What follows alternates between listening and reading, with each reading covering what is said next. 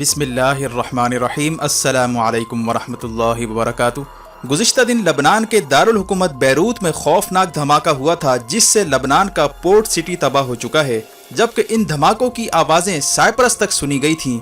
इसके साथ ही मुख्तलिफ चेमागोइयाँ खित्ते में शुरू हो चुकी हैं। लबनान धमाके को लेकर ट्रंप और पेंटागन में इख्तिलाफ पैदा हो चुका है। ट्रंप का कहना है कि लबनान में मौजूद अमरीकी जनरल्स का ख्याल है कि ये दहशत गर्दी का वाक़या था, जबकि पेंटागन ने ट्रंप की तरदीद करते हुए कहा है कि यह वाक़या दहशत गर्दी का नहीं बल्कि ये अचानक से होने वाला वाक़या है। जबकि इसराइल की जानिब भी दुनिया की उंगलियां अब उठती जा रही हैं। आखिर इसराइल और मिडल ईस्ट में ऐसा क्या होने जा रहा था कि सबकी तवज्जो लबनान धमाकों पर अब मरकूज हो चुकी है, और मुख्तलिफ ताकतों ने इस धमाके से क्या फ़ायदे हासिल किए, और पेंटागन कारपेट के नीचे इस मामले को क्यों दबाने की कोशिश कर रहा है। क्या ये लबनान का 9/11 था, और 5 अगस्त से ऐन एक दिन पहले ये धमाके क्यों हुए।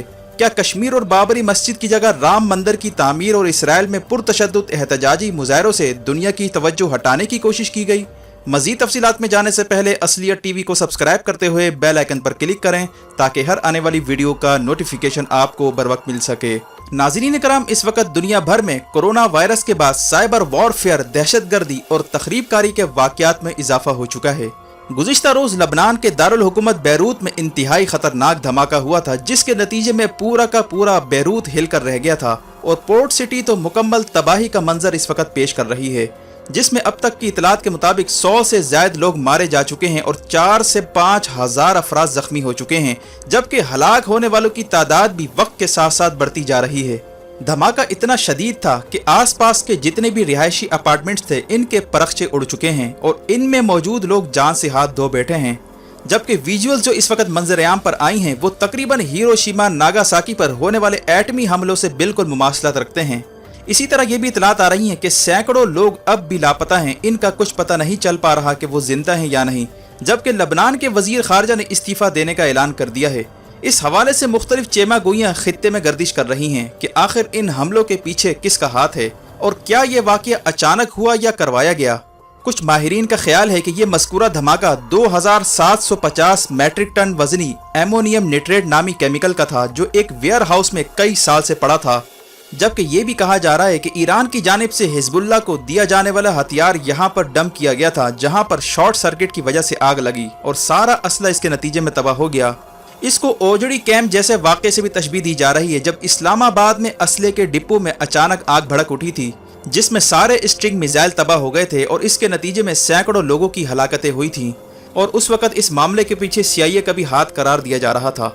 लेकिन इंटरेस्टिंग बात यह है कि बैरूत में धमाका होते ही फ़ौरन इसराइली मीडिया ने बैरूत में मौजूद असला खानों को मोरिद इल्ज़ाम ठहराना शुरू कर दिया, जबकि इसराइली अखबार हैरेट्स ने इसे 1980 और 2005 में होने वाले धमाके से भी तशबीह दी है, जिसके नतीजे में लबनान के वजीर आज़म रफ़ीक हुरैरी हलाक हो गए थे।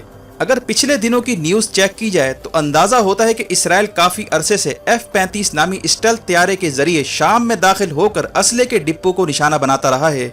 इसी तरह कुछ अरसा पहले इसराइली F-35 के ईरान में दाखिले की खबरें भी मीडिया पर आई थीं, और गुज़िश्ता महीने ईरान के एटमी प्लांट और मिसाइल फैक्ट्री में होने वाले पुरअसरार धमाकों के पीछे भी इसराइल का हाथ समझा जा रहा था।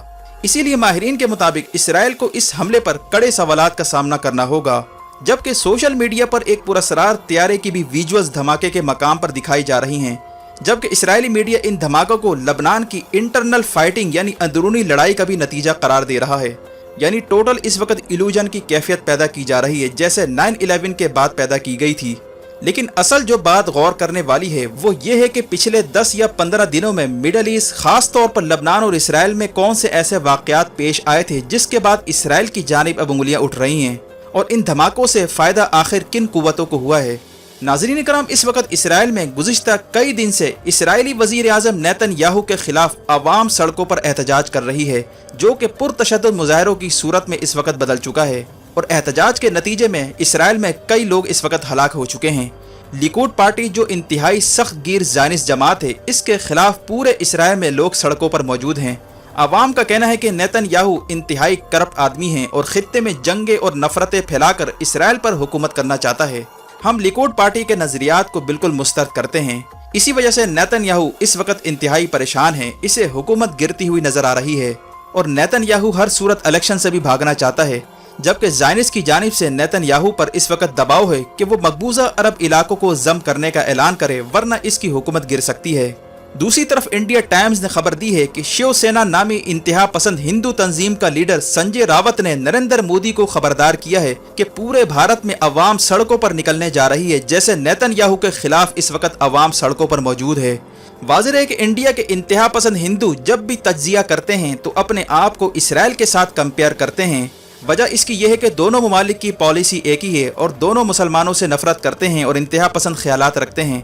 इसीलिए इंडिया को खतरा है कि जैसे इसराइल में अवामी लहर चल पड़ी है, मोदी के खिलाफ भी अवाम दोबारा सड़कों पर निकलने जा रही है। जैसे कोरोना वायरस से पहले मुसलमान मुखालिफ शरीयत बिल पर मुसलमान सड़कों पर निकले थे, जबकि इसराइल की तर्ज पर कश्मीर में आबादी का तनासुब तब्दील करने के लिए पूरे भारत से हिंदू इंतहा पसंद RSS के दहशत गर्दों को ला ला कर कश्मीर में जमा किया जा रहा है, जो दरअसल दहशत गर्द हैं और इन्हें भारतीय फौज की मदद के लिए रजाकार के तौर पर भेजा जा रहा है।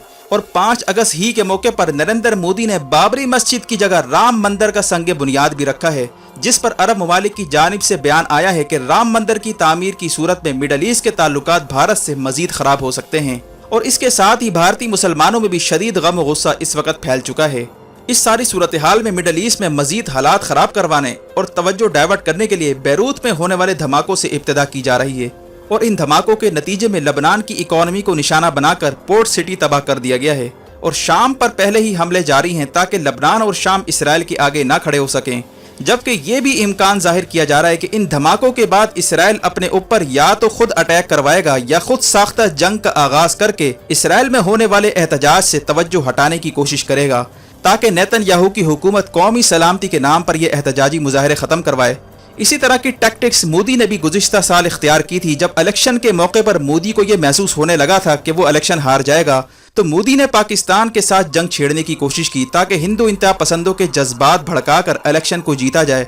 जबकि बाबरी मस्जिद की जगह राम मंदिर के संग बुनियाद रखे जाने के बाद शिवसेना ने मोदी को अब खबरदार कर दिया है कि इसराइल जैसे हालात भारत में पैदा होने जा रहे हैं।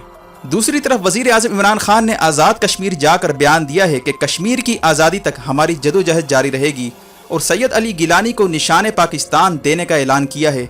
जबकि कराची में जमात इस्लामी की कश्मीर रैली में क्रैकर धमाका हुआ है, जिसमें 39 अफराद जख्मी हुए हैं और इस धमाके के ताने बाने भी भारत के साथ जुड़ते जा रहे हैं। भारत को खतरा है कि चीन लद्दाख पर आकर मुस्तकिल बैठ चुका है और कश्मीर और लद्दाख पर अगर बैक वक्त जंग छिड़ती है तो भारत का बचना मुश्किल हो जाएगा। इसीलिए वो अपनी ज़्यादातर फौज इस वक्त लद्दाख पर लगाने जा रहा है और पाकिस्तान में प्रॉक्सी वॉर लड़ने की कोशिश कर रहा है। इसीलिए बैरूत में होने वाले धमाकों को साउथ एशिया में होने वाले हालात से मिलाकर देखना होगा, क्योंकि चीन ने हाल ही में लबनान में बड़ी सरमायाकारी करने और स्ट्रेटेजिक मुआहदा करने का भी ऐलान कर रखा था, जिसने अमेरिका और इसराइल को परेशान कर दिया था। जबकि चीन ने हाल ही में डील ऑफ द सेंचुरी की भी मुखालफत की थी। इसीलिए मुख्तलिफ ताकतें इस वक्त खित्ते में कूद चुकी हैं और आने वाले दिनों में तेजी से सूरत हाल बदलने जा रही है। वीडियो देखने का शुक्रिया। अपना और गिरदोनवाह के लोगों का ख्याल रखें। फ़ी अमानिल्लाह।